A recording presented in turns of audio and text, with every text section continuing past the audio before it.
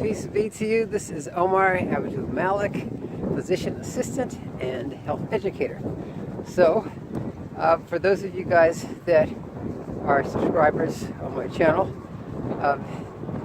know that I usually talk about PA issues or some type of health-related or academic-related issue.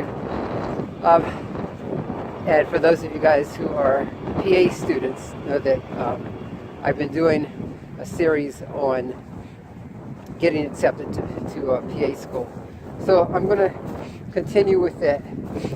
Sorry, it's still nippy out here. I just got off from work, by the way.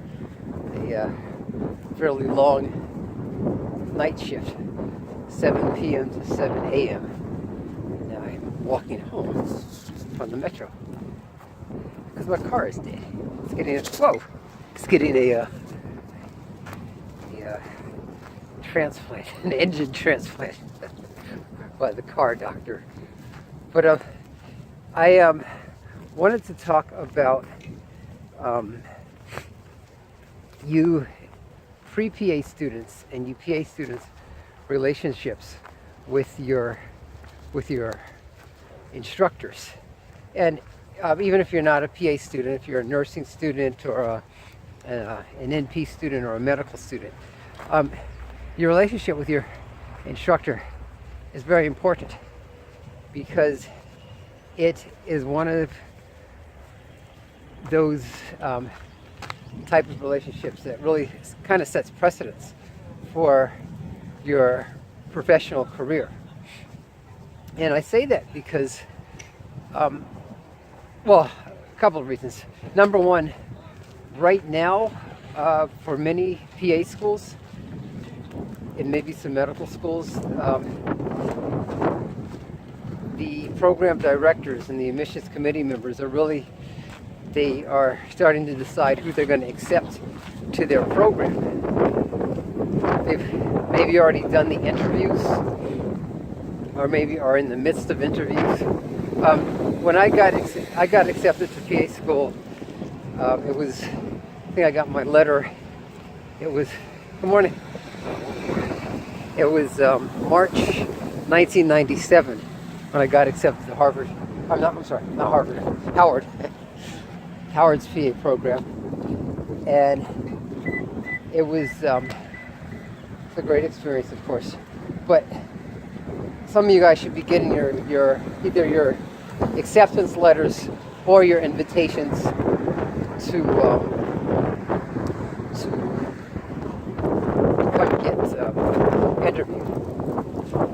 I'm sorry for how my video looks. You can probably just see a silhouette of my face. So one of the things that we look at, we being faculty and staff, when you're being taught as a student, is your character. These are things from which you don't receive a grade. Your character is important because as a healthcare provider, people are going to be afraid or concerned enough about their health that they're going to shoot down naked in front of you. They will let you stick your fingers, your gloved, hopefully your fingers, in their various orifices and instruments, whether that's a speculum or an endoscope or a thermometer. But that's a sacred trust. And if you don't show good character, your patients aren't going to trust you. And if you're a student, the faculty and staff aren't going to trust you. Some of the most trying times that I've had as a faculty member was students cheating and having to help decide whether or not the student was going to get kicked out of the program or have to repeat or be suspended or something. Other times were students who I reported because their personality was so abrasive with their classmates and even with the faculty. I was like, look, I don't think we need this person in this program. I had a student once demand that I just give him a point on a grade. I had already curved one exam I had given. I had curved the exam. I think up 4 points, so everybody got like 4 points. And this guy's grade, I think he was 1 point shy of an A. He had like an 89. Well, just give me the point. So, excuse me? Yeah, just give me the point. I said, why should I just give you the point? He said, well, I'm trying to get into medical school, so I need to keep my GPA up. I'm telling you, I think I made a fist because I wanted to punch this guy in the face. I said, okay, so you are here in PA school, and your intention isn't even to be a PA. It's actually to be a doctor. Not that there's anything wrong with that, but you must have lied to the admissions committee, to get in here. And now you're demanding that I just give you a point so you can get a higher grade, a point that you don't deserve, after I've already curved up the points. I'm telling you. And I think I forgot, it was so long ago. I think I went back and told our program director about this guy. I really don't like this guy. And if I could, I think I'd kick him out of the program. It shows extremely bad character. So you have to have good character. I'll tell you this, as a PA, I work in, a lot of my patients live in the community in which I work. So a lot of my patients are people who I've known personally for years. And when they come to the hospital and they see me, they're like, oh. And I'm going through their chart as I have to. But I find out things about them that they haven't divulged to me or the community. Maybe they have, a sexually transmitted disease, maybe a drug habit, maybe a mental health problem, or something that other people don't know about.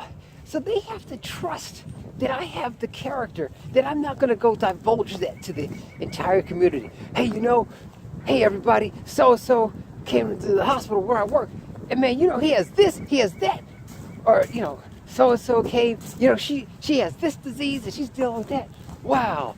I just wanted you all to know. I mean, imagine that. To say nothing of the fact that it violates probably every HIPAA law known to man. But it's just, people got to be able to trust you. And it starts with you as a student. So, and I used to give this spiel, to the incoming PA class. I said, the grade you get for your actual classwork, that's a qualitative grade, or a quantitative grade rather.